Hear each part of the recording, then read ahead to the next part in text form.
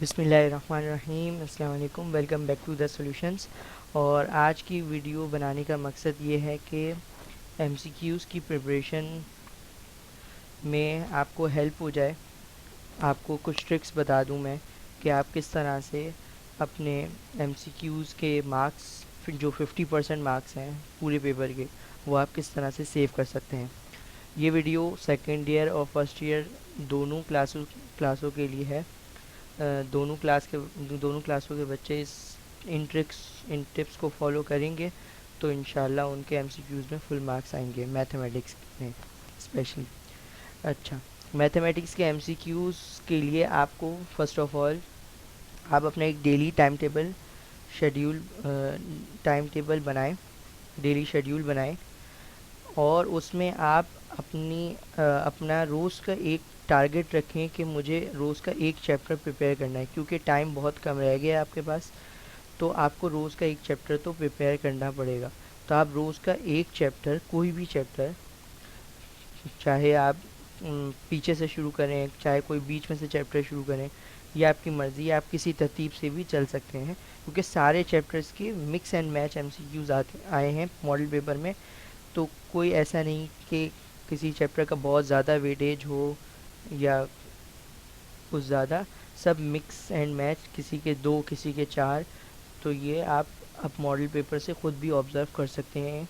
ठीक है, तो आपने सबसे पहले चैप्टर सेलेक्ट करना है। डेली एक चैप्टर आपने टारगेट बनाया, आपने उसको सेलेक्ट किया, फिर आपने उसका बुक रीड करना शुरू की। अब बुक रीडिंग में सबसे पहले ये ध्यान रहे कि मैथ्स की बुक में इतनी ज़्यादा आपके पास वर्डिंग्स लिखी नहीं होती, बहुत सारे आपके पास सॉल्यूशंस मौजूद होते हैं। तो उसमें मैक्सिमम एक पेज में से मैक्सिमम 4 से 5 पॉइंट निकलेंगे। एक पेज में से 4 से 5 पॉइंट्स बन जाएंगे। तो आप क्या करेंगे, वो आपने वो पेज रीड किया, उस पेज में जो आपको लगा कि ये इम्पोर्टेंट बात है, ये कोई थ्योरम है, ये कोई नोट, स्पेशली नोट की हेडिंग डाल के कोई बात लिखी गई है, या फिर कोई फार्मूला है, तो आप उसको नोट कर लें।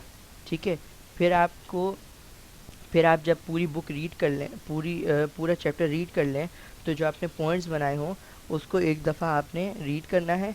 फिर आपने उसको बिना देखे अपने जहन में सारे फार्मूले, उस चैप्टर के फार्मूलाए, उस चैप्टर के सारे फार्मूले आपने अपने जहन में रिव्यू करने हैं। फिर आपने उन पॉइंट्स को रिव्यू करना है कि आपने क्या पढ़ा, आपको क्या समझ आया, और जहाँ आपका कॉन्सेप्ट वीक लग रहा हो आपको, आपने उस कॉन्सेप्ट को क्लियर करना है। फिर आप आएंगे अपनी एक्सरसाइजेस पर। आपकी एक्सरसाइजेस में कुछ ऐसे सवाल दिए हुए होते हैं जो वन वर्ड या वन लाइन आंसर्स होते हैं, जो कि आप डायरेक्ट आंसर कर सकते हैं। तो वो क्वेश्चंस ज़्यादातर एमसीक्यूज़ में ही पूछे जाते हैं। तो आपने उन क्वेश्चंस की फिर प्रैक्टिस करनी है। फिर इसके बाद आपने उन क्वेश्चंस की प्रैक्टिस कर ली, तो उसके बाद आपने एक्सरसाइज में ये देखना है कि कुछ स्टेटमेंट वाले सवाल होते हैं जिसमें आपको कुछ प्रूफ करना होता है, और एक स्टेटमेंट लिखी होती है, उस स्टेटमेंट को आपने प्रूफ करना होता है। तो वो स्टेटमेंट भी आपको याद होनी चाहिए, समझ होनी चाहिए कि वो स्टेटमेंट में आपसे वो क्या कहना चाह रहा है। उस स्टेटमेंट का आपका कॉन्सेप्ट क्लियर होना चाहिए, क्योंकि वो स्टेटमेंट भी आपको एमसीक्यूज़ में दे सकता है। तो आपने सबसे पहले बुक रीड की, उसके बाद पॉइंट्स जॉट डाउन किए। पॉइंट्स जॉट डाउन करने के बाद आपने उस पॉइंट्स को रिवाइज़ किया। फिर आपने उस एक्सरसाइज के जो वन लाइन आंसर्स हैं उन एक्सरसाइजेस के उस चैप्टर की, उनको आपने प्रैक्टिस की। फिर आपने स्टेटमेंट्स देखी क्वेश्चंस की, वो भी आपको एमसीक्यूज़ में पूछी जा सकती हैं। इसके बाद आपने क्या करना है, कोई भी गाइड बुक आप ले लें, कोई भी गाइड बुक, कोई भी एमसीक्यूज़ का मटेरियल आपको जहाँ से भी मिले, आपने उस एमसीक्यूज़ के मटेरियल को सॉल्व करना है, उस स्पेशली उस चैप्टर को। तो आप डेली एक चैप्टर पिकअप करेंगे मैथ से, और आप उसको एक 1-1.5 घंटा देंगे, तो आपका पूरा चैप्टर रीड हो जाएगा। इसके बाद आप आधा घंटा एमसीक्यूज़ की आप जो है प्रैक्टिस में लगा दें। तो इस तरह से आपका मैथमेटिक्स का जो 50% का पोर्शन है वो सेव हो जाएगा, और आपके फुल मार्क्स आ सकते हैं।